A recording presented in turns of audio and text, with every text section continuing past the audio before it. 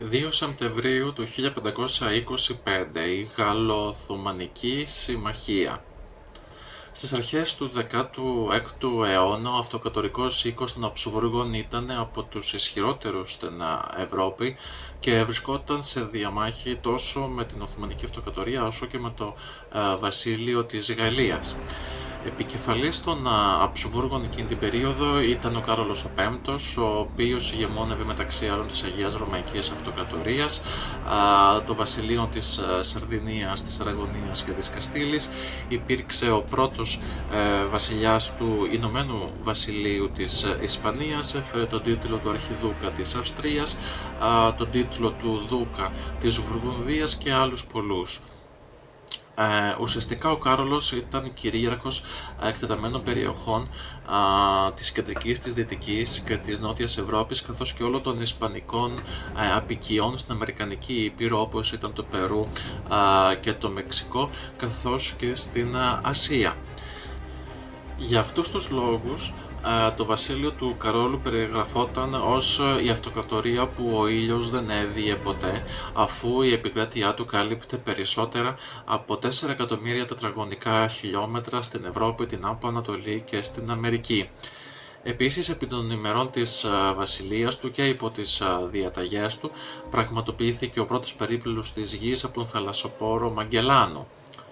Ο Κάρολος αφιέρωσε μεγάλο μέρος της βασιλείας του στους πολέμους εναντίον των Γάλλων, στους οποίους και επεκράτησε. Στα τέλη λοιπόν του 1524 οι δυνάμεις του ξεκίνησαν την πολιορκία της Μασσαλίας με σημείο αναφοράς αυτής της γαλλοαψβουργιανής σύραξης στη μάχη της Παβίας τον Φεβρουάριο του 1525. Μετά από τη μάχη αυτή, οι δυνάμεις του Καρόλου κυρίευσαν το Μιλάνο και τη Φρανσκοτέ με έδρα την Μπεζανσόν στην Ανατολική Γαλλία. Κατόπιν όλων τούτων και διαπιστώνοντας ότι οι Αψβούργοι είχαν επικρατήσει σχεδόν σε όλη την κεντρική Ευρώπη και όχι μόνο, ο βασιλιάς της Γαλλίας Φραγκίσκος ο πρώτος άρχισε να προσεγγίζει διπλωματικά τον Σουλεϊμάν. Εν τω μεταξύ, ο Σουλτάνος Σουλεϊμάν, ο πρώτος ο μεγαλοπρεπής της Οθωμανικής Αυτοκρατορίας, είχε ανέλθει στο θρόνο πριν από λίγα χρόνια, το 1520, και αξιοποίησε επιτυχημένα την καταθήκη του πατέρα του και προκατόχου του, του Σελίμ του Πρώτου. Ουσιαστικά ο Σουλεϊμάν βρήκε γεμάτα τα κρατικά ταμεία και ένα ισχυρό στράτευμα. Έτσι, ο Σουλεϊμάν δεν άργησε να επιτεθεί στα κεντρικά Βαλκάνια και στα νησιά του Αιγαίου, που βρίσκονταν ακόμη υπό την κυριαρχία των Δυτικών, κυριεύοντας δηλαδή το βασίλειο της Σερβίας και τη Ρόδο αντιστοίχως. Επόμενος στόχος του Σουλεϊμάν ήταν η Ουγγαρία και μέσω αυτής η ίδια η Βιέννη, μια εκστρατεία όμως η οποία δεν τελεσφόρησε.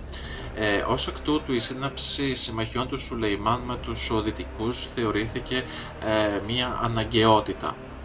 Σε αυτή την περίπτωση, ο ιδανικός σύμμαχος για τον Σουλεϊμάν ήταν εκείνος ο οποίος πολεμούσε τον ισχυρότερο εχθρό του, δηλαδή ο Φραγκίσκος της Γαλλίας που αντιμαχόταν τους Αψβούργους. Η συμμαχία αυτή αποδείχθηκε αρκετά ισχυρή. Πολιτικά, η συνθήκη η οποία υπογράφηκε στις 2 Σεπτεμβρίου του 1525 ήταν σημαντική, γιατί αποτέλεσε το πρότυπο για μια σειρά μελλοντικών συνθήκων που η Οθωμανική Αυτοκρατορία θα συνομολογούσε και με άλλες ευρωπαϊκές δυνάμεις.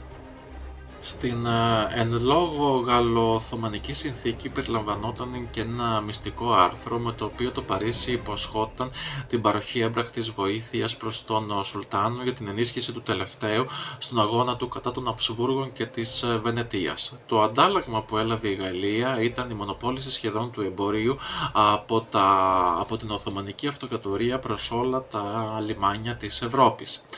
Η εν λόγω γαλλο-οθωμανική συνθήκη είχε δεινές επιπτώσεις τόσο στους κατοίκους των παραλίων της Απουλίας όσο και σε εκείνους της Υπήρου και της Αλβανίας, αφού ο Σουλεϊμάν έφτασε στο σημείο να κατακτήσει μέχρι και το στρατηγικής σημασίας λιμάνι του Αυλώνα. Την επόμενη χρονιά, το 1526, ο Σουλεϊμάν, νιώθοντας αρκετά ισχυρός, εξεστάτευσε και πάλι εναντίον της Ουγγαρίας για δεύτερη φορά. Η εκστρατεία αυτή κράτησε 3 χρόνια, στο 1526, και έληξε όμως πάλι με την αποτυχία του να κατακτήσει την Βιέννη. Την ίδια χρονιά ο βασιλιάς της Γαλλίας Φραγκίσκος ο πρώτος απόλυσε τη Φλάνδρα και το Αρτουά, περιοχές που εκχώρησε στον Κάρολο με τη συνθήκη του Καμπρέ. Γενικότερα οι πόλεμοι των Αψβούργων, των Οθωμανών και των Γάλλων διήρκησαν για πολλά ακόμη χρόνια. Μία δεκαετία αργότερα, λοιπόν, τον Ιούνιο του 1535, οι δυνάμεις του Καρόλου εκδίωξαν τον Οθωμανικό στρατό από την Τίνιδα, κατέστρεψαν τον στόλο του Χαϊρεντίν Μπαρμπαρόσα και άλωσαν την Τίνιδα, σφαγιάζοντας περίπου 30.000 κατοίκους της πόλης. Κατόπιν τούτον ο Σουλεϊμάν συνειδητοποίησε ότι όχι μόνο δεν ήταν αίτητος, αλλά αντιθέτως από επιτιθέμενος μετατράπηκε σε αμυνόμενο.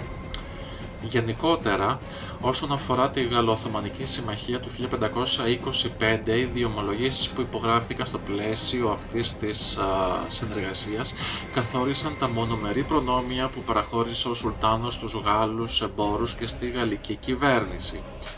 Μακροπρόθεσμα όμως, η σπουδαιότερη απόρρεια αυτής της συνθήκης ήταν ότι με αυτόν τον τρόπο τέθηκαν οι βάσεις για τη μελλοντική στενή φιλία των δύο αυτών εθνών, του γαλλικού και του τουρκικού έθνους, μια φιλία που διήρκησε σχεδόν μέχρι το πρώτο μισό του 20ου αιώνα, ενώ γενικότερα βάσει των προνομίων που εκχωρούνταν στους Ευρωπαίους, οι Δυτικοί στήριξαν τις μελλοντικές αξιώσεις τους για τη δημιουργία των διαφόρων προτεκτοράτων τους στο μέλλον.